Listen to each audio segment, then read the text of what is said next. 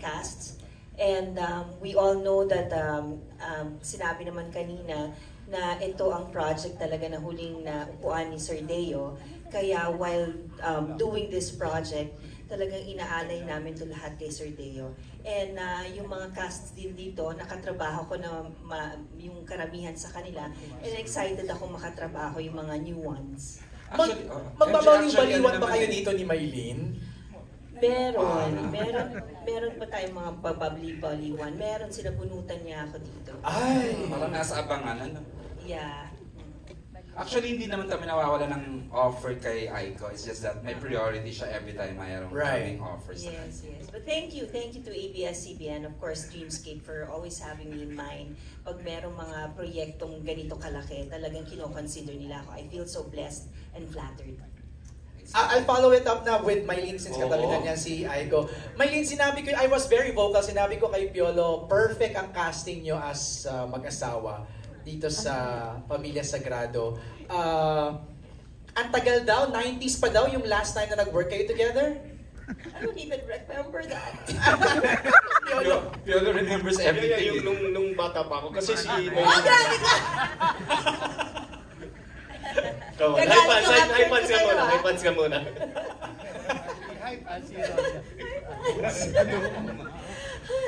Pero yan, Mai, kamusta with PJ?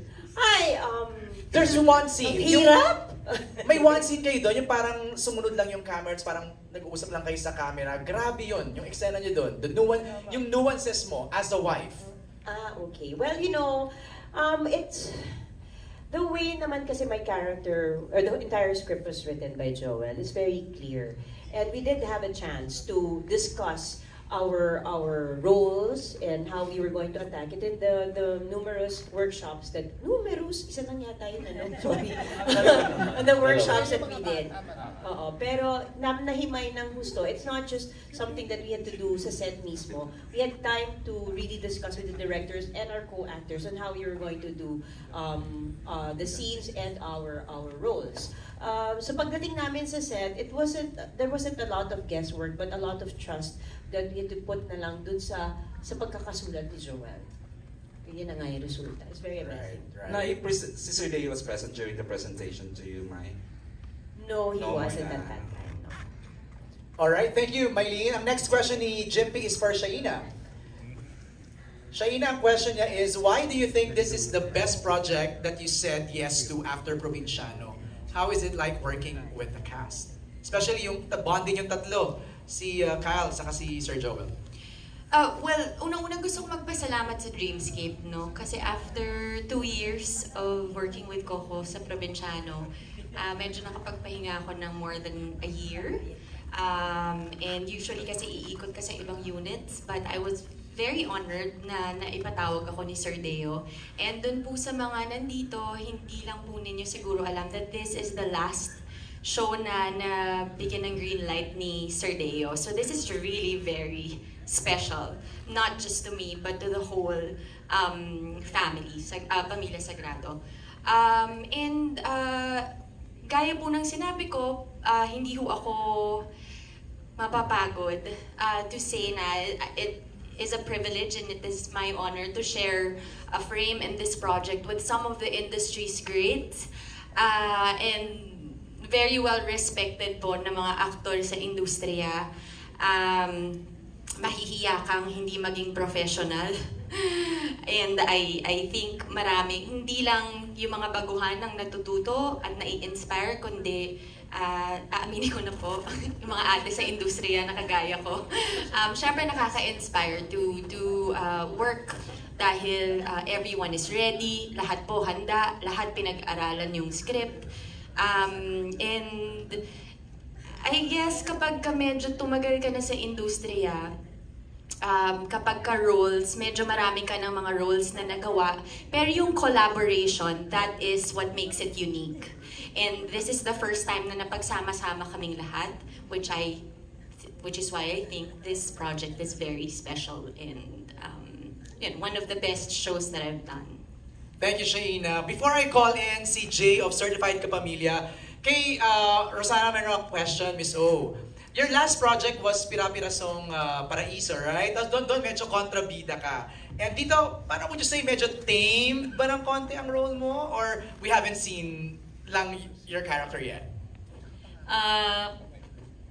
360 degrees mula Pira-Piraso kasi doon salbahe ako doon. I know. Sobrang laging galit, di ba?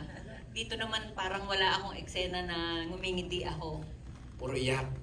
Oo, kasi ako yung nanay nung namatay.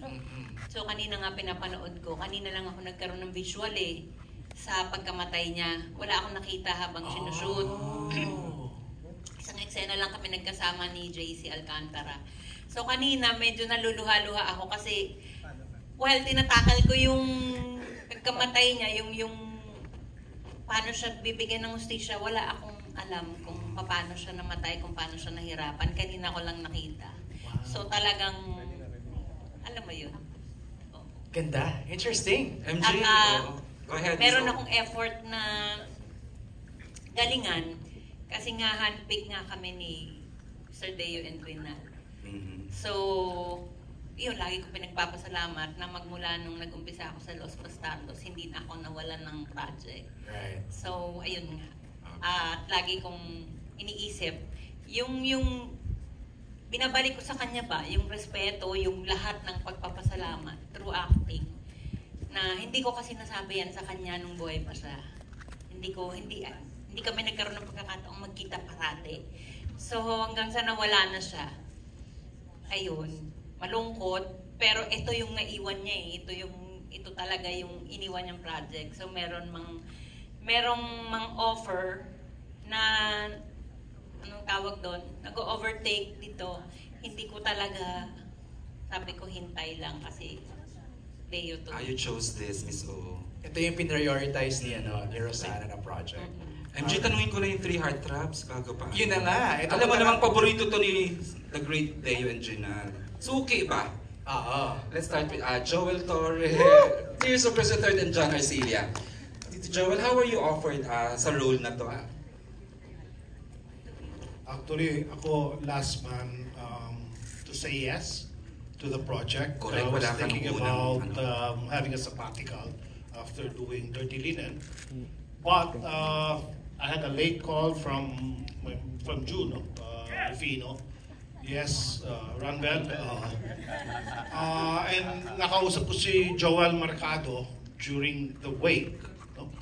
Sabi ni Joel, you were really handpicked by Sir Deo to do the role. And so how can you say no to that? Di ba? So let's give tribute, pay tribute to where tribute is due. Hands off to Sir Deo and Rinal for, on Dreamscape. I was having a live review, with this press con. Sabi ko, wow, karamihan pala ng projects ko was Dreamscape. Of course. Sa ABS. So, tama, talagang suki. And I was looking at my career. We started the first TV show in ABS in 1986 na teleserye. We were shooting sa studio in 1986, which was Angkan, by Ben Sabrantes. And it's been 38 years already, and I'm still here. And I think I give it to Deo for coming up with a project like this. And like I said, how can you say no to Sir Deo? That's why I'm here. I was the last man on board, pero I'm so lucky na nakasama ako rito with all the stellar cast. Very good-looking cast, if you can see. Pero thank you very much, and I really appreciate seeing the press na we've been here for 40 years already, and we're still here, right? Di ba? Maraming salamat sa inyo. Wow. Thank you very much. Kailan mo matitigilan ng pag-inom? Mahirap na hirap ako sa eksena. I had to make bonding with Shaina and Kyle, how to drink concept. No? Naman lang kayo chaser? Yun yung namin, yun ang workshop namin sa lalo na sa LU, sa La Union, sa Baguio. So, still learning. I know. Thanks. Mahirap na eksena. Yung pinakamahirap sa lahat. MJ, another picky actor na laging hindi pero finally a-accepted. The great John Arcilia. Yun na nga, kasi galing from Dirty Linen. Correct. Na grabe na yung napanood namin doon. Meron pang level up doon? Oo. Tapos Yeah, I think so, yes. Yung Kasi suit niya, ako part naman, niya. I don't want to repeat myself. So, May ganun yeah, siya. it's really hard for kahit kung ayaw mo magsawa sa iyo ang tao, mas lalong ayaw kong magsawa ako sa sarili ko. So I really have to find something interesting to whatever character I'm doing. So, what's the question? How did you get the part? How were you offered? Who approached who? Yeah, galing kasi ako sa dalawang dark characters from ang probinsyano, di ba? Tapos yung ang Dirty Linen. So, pinatawag ako ng direction ni Deo to talk to me one-on-one, face-to-face, siguro para i-explain sa akin kung gaano ka-importante yung role. And in fact, ngayon nalilito na ako, Joel. Kasi dun sa mga naririnig ko, when I was approached during the pitching moment, ang sabi sa akin ni Deo is, parang it's supposed to be like, hindi ko alam kung mapipreempt ko yung kwento pag sinabi ko ito. Baka. Mapipreempt. Baka ma-preempt. Hindi, kasi, wag ko na yung kwento. Init ang ulo ni Andre. Ang init ang ulo. Offline nyo na lang daw. Hindi. Live streaming tayo ngayon eh. Ganun ba? Well, anyway, meron kasing parang aspect of A and B, yung character ni Eleazar. So, kumbaga, it could be transformational, it could be just a simple unmasking. Which means, meron akong kailangang iwasan na ikwento. But, kung ano man yung ginawa ko, hindi naman spare yung audience kung ano yung naging journey ng character niya. Kasi, klaro naman yung pagkakakwento. But anyway, ako, kumbaga yung nasa gitna. Kasi nung una, ang sabi sa akin, ako yung bida. Si Piolo ang kontrabida. Tama ba ako, Joel? Yes. Tama? Yeah, that's not a joke. No. Hindi. Para magkakaroon ng face-off. And then, so it's very interesting for me. So sabi ko, talaga? So sabi ko, parang pareho kaming gray. And then, suddenly, yung resolution, hindi ko alam kung dediretso pa rin din yung kwento. share mo na po. Hindi ko na i-share kayo. Pero hindi ko alam kung dediretso na ng kwento. Pero may isang twist na very interesting para sa akin. Na aside from very relevant yung kwento tungkol sa Philippine society, kakaiba yung character niya kaysa dun sa dalawa kong ginawa. And it's really very exciting to create another dark or powerful character. Oo naman. Sa probinsyano, namugod ka ng ulo. Okay. Yeah. Siguro ang kaibahan lang dito ni Eleazar is yung insecurity kasi ni Eleazar, he can transform it into a confidence, into something positive. Si Carlos Fierro, yung kanyang insecurity nagiging violence. Tapos yung pambubuli niya nagiging elimination kaysa sa pangbubuli lang na walang sense. Ang ganda ng wardrobe mo rito. Oo. Medyo may pagkaala, di ba? Yeah. Alright, thank you, sir. And of course, you cannot say no to Deo. And of course, Tito Pip. Specifically mentioned ka ni Piolo during the Blackton. How you delivered. Kasi kayo most of the scenes na magkasama, di ba? Anyway, itutuloy ko na yung kwento ni John para magkaalam-alam na tayo. Hindi mo pwede. No, really, no kidding aside, I have been invited by Dreamscape to do a lot of characters and well, looking back at it, di ba, hindi ko naman akalain na this time na invite nila ako to explain and to invite me nga for this character. Hindi ko akalain last time na pala kaming magkakausap ni Deo. Di ba? In retrospect, when you look back at it, parang who would have thought na last time na pala sama sila Rondel. And nung pinaliwanag pa lang nila sa akin, natarantana ako kasi parang binanggit nila yung casting. Nag-umpisa kami usapan, umaga, gabi na, hindi pa kami tapos magkwentuhan ko ilan yung tao kasama rin dito sa palabas na ito. Diba? Tapos gusto ko yung nabanggit ni Piolo na nabanggit nilang 100 episodes, kaya Medyo ba't naman ako masayang tatanggi, Pasko, di ba? masayang Pasko. Di ba? Sino ba naman ako para tumanggi, para masayang Pasko? Sabi nga ni Direk. No, but kidding aside, the beautiful thing about this is when you work with such a big cast and such a talented cast, mas na-challenge ka to create your character, di ba? To be able to present your character. Kasi, ako, galing na ako sa dark, puro dark nga ako eh. Lagi na ako dark, so now the challenge is getting heavier. May peg ka doon, without ganyan, without... Nakalagot Doon na lang, yung tinulong lang nila, binigay lang nila sa akin yung baston. Powerful. Bahala ka kung anong gusto mong gawin. Natakot. Yeah. So, yun. And then of course, malaking bagay talaga yung mga artista ang katrabaho mo. They're the ones who pushes you eh. Naitutulak ka kung artista ka man. Naitutulak ka to try and bring out the best of what you can come up with. Kasi kung hindi, malulunod ka eh. Ang gagaling ng mga artista ang katrabaho mo eh. Ang gagaling din naman ng mga direktor, di ba? Oh, di ba? Hindi, talaga. Even the young ones, di ba? Isipin mo, at my age, 36, nakakatrabaho. Wow! Oh!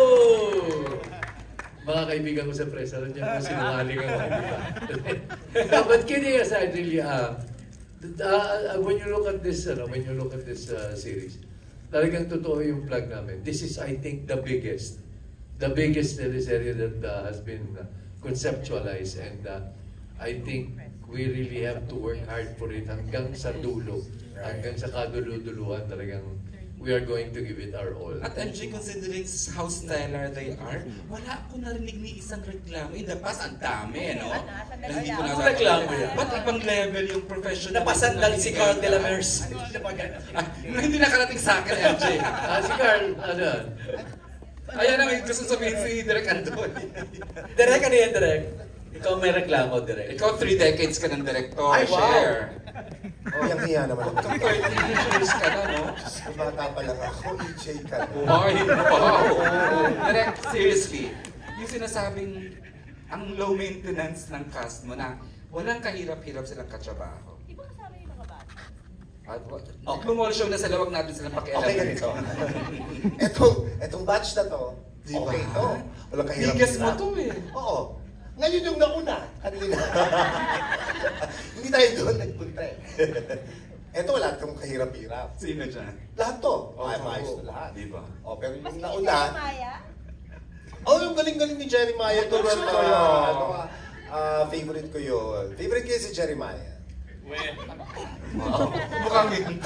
So wala ka reklamo? Oh, ha? Yung ba yung tanong? Ba't parang nag-joke ka, Direk? No. Honestly, sobra akong swerte dahil nasama ko sa project na to. Kasama tong mga batikan na mga artista na hanggang ngayon pala, meron pa rin akong matututunan. Yun na nga sabi ko kanina dun sa prior interview na as I go mature into this industry in making teleserye, I still learn a lot from my past mistakes, and moving forward because of these guys who gives me inspiration to be better. That's all. Thank you. Thank you. Last na for the director's part. Okay, we have 15 minutes left. Kasi kailangan mag-start yung ball show sa baba. Kasi Direk Rico, no